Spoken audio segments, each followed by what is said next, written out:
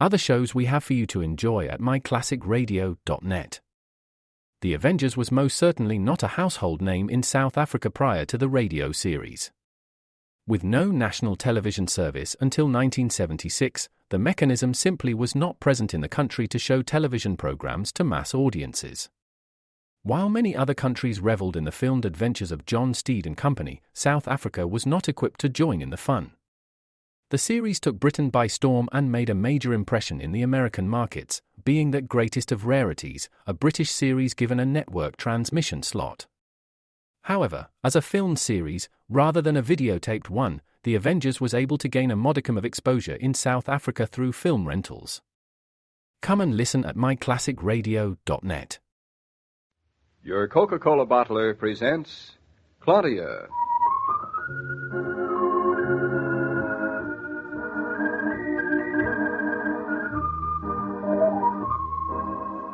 Claudia, based on the famous play and novels by Rose Franken. Brought to you transcribed Monday through Friday by your friendly neighbor who bottles Coca-Cola. Relax, and while you're listening, refresh yourself. Have a Coke.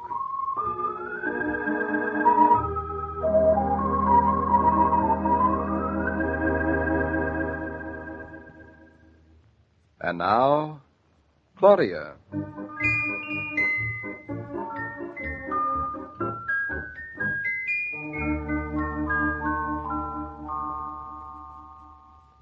What's the matter with you two? Why, nothing's the matter with us two, Mama. Now, stop pretending. You can't fool your old mother. I know my chicks. Is anything the matter with you, chick? No, nothing's the matter with me, Chick. You fool all you like, even fool each other. But you can't fool me. Oh, she's such a smarty, isn't she, David? Like a wise old owl. Mm-hmm. Peering at us over the rim of her glasses. It wouldn't be Mama without the rim of her glasses, would it? Or her knitting needles. Oh, what time is it, David? Oh, don't do that. It's 9 o'clock. Oh, darn. Still too early to go to bed. Honestly, it takes such a long time getting late sometimes. No, if you'd stop mooning, we'd get late earlier.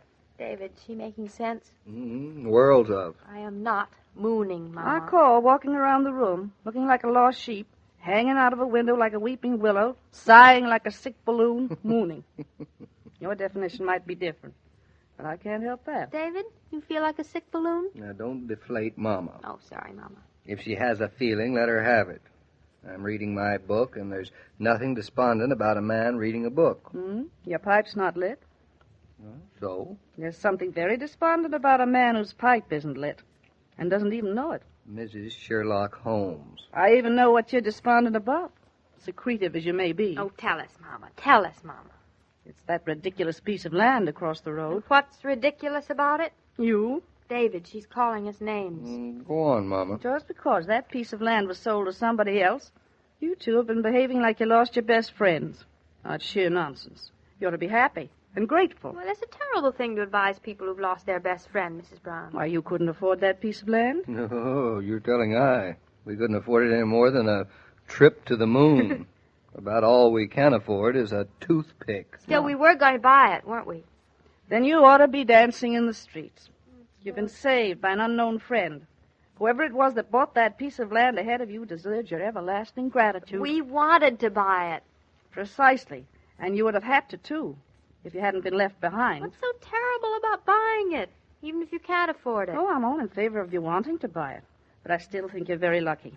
And deep down, inside, you know you're lucky, too. I don't think so at all. We're not any richer for it. Of course you are. Of course we are not.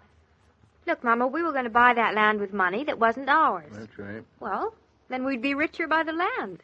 So? No, we haven't got the land. We haven't got the money that isn't ours. So we're a lot poorer than we would have been if we bought it. Would you say that again? See, it's perfectly simple. We could have saved a lot of money buying that land. Did you teach her mathematics, Mrs. Brown? No. I think Einstein taught her. Now maybe he'd like to take a few lessons from her himself. Yes, I'll write to him in the I morning. don't mind. right. I'd be glad to. What time is it now? It is still early.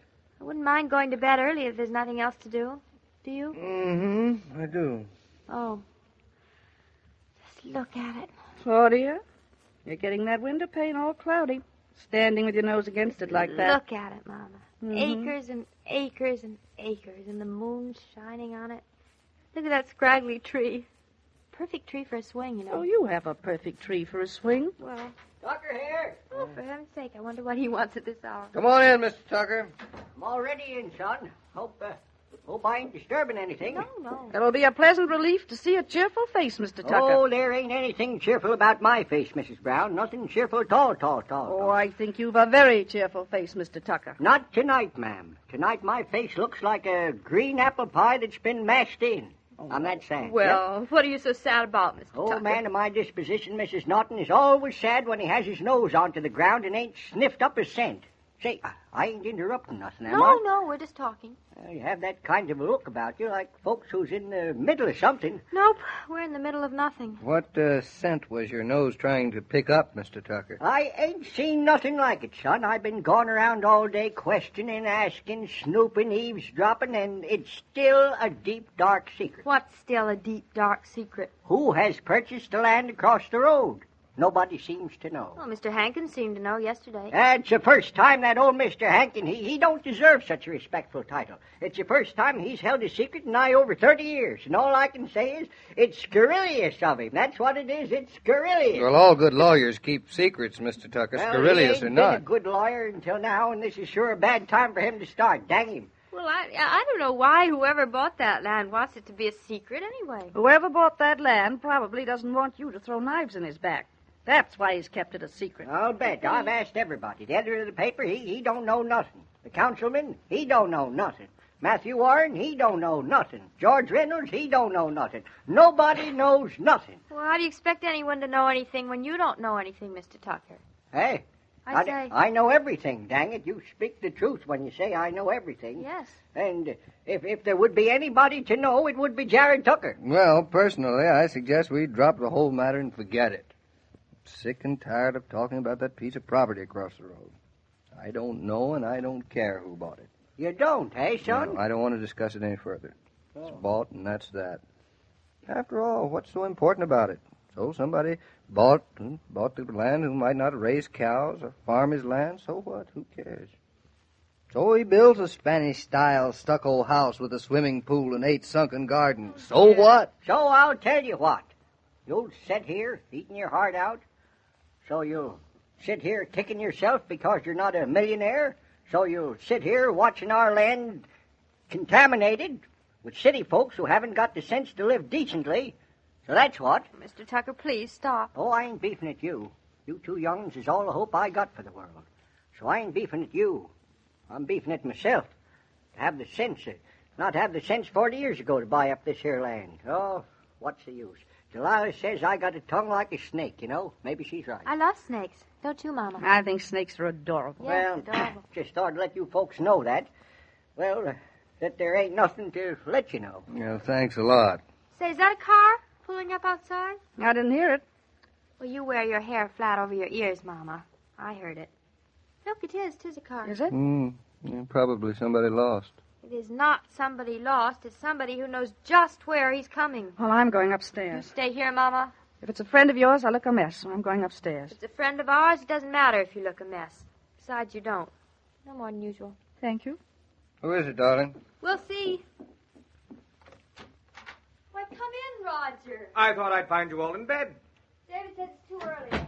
Is it that man again? It is he, David. Hello, Mrs. Brown. Hello. Tucker, the top of the night to you. Well, this is a pleasant surprise. Evening, Mr. Killian. Evening, Mr. Tucker. Well, what brings you up here, Roger?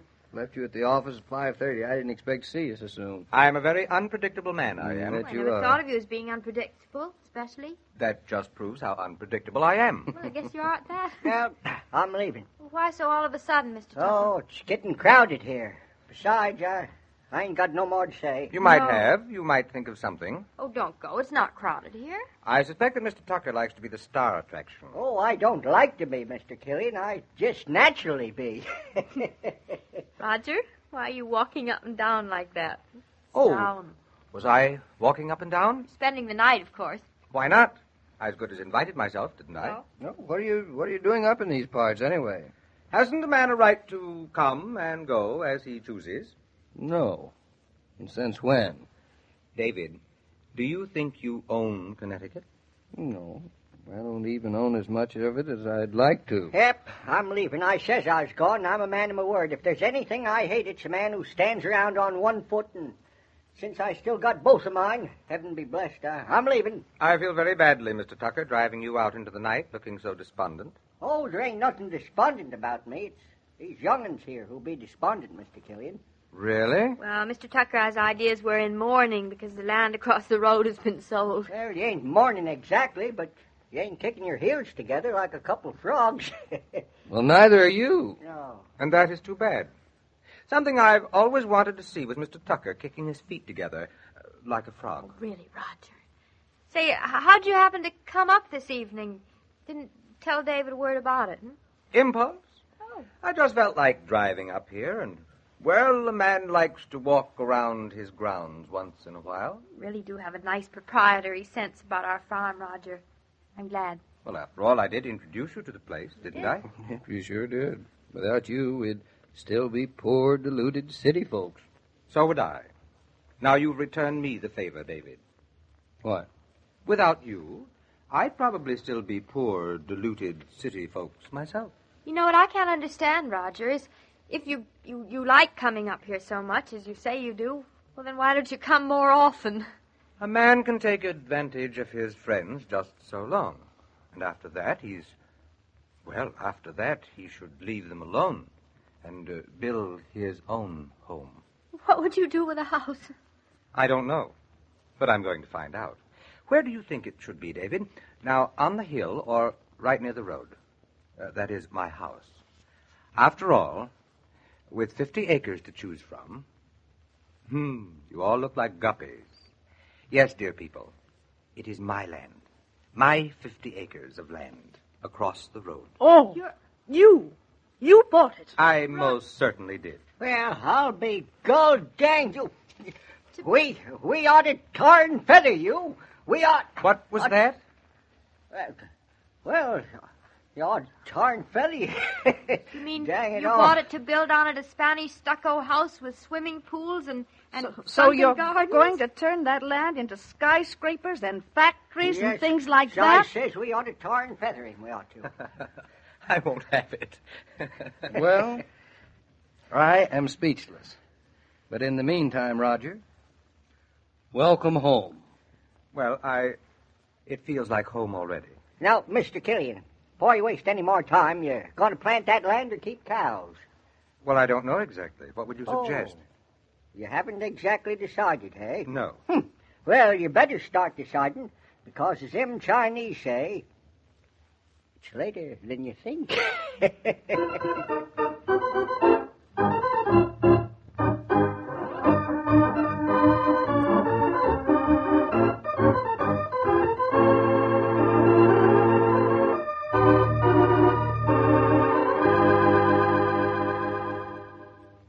This broadcast of Claudia was supervised and directed by William Brown Maloney.